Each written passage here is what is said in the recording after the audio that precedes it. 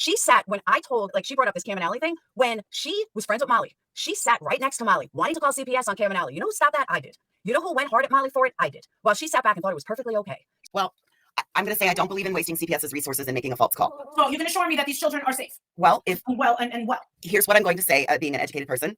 If Allie is a nurse, and many have said she is, then I'm going to believe that she is qualified to judge the situation that she lives in and the situation that she was in. So maybe we can gain from this that the living conditions are not as deplorable as we have been told, or maybe they have been upgraded so that they're not as deplorable.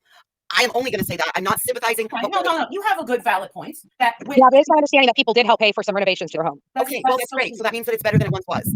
That's really nice that we have people willing to shell out money to the Innocent Wells Project. Well, I don't believe it. I don't believe it that in that type of a manner, but it is one way to look at it. People are never getting their children back at birth.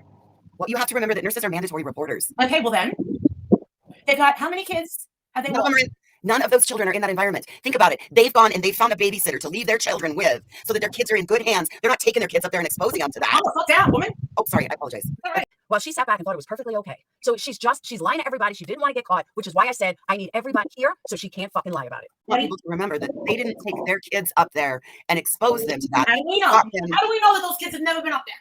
Because they said so. Okay, well, how do you know that they have? I don't know if they have. It's an inquiry. But you're going to go call CPS. I said, listen, now, because I said that I wouldn't.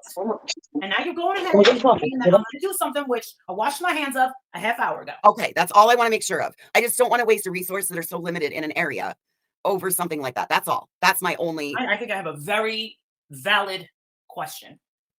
It does not make sense to me, and you can understand why, right? Mandated reporter, blah, blah, blah. So you're saying that the conditions up there might have gotten better. Yes. Okay. All right.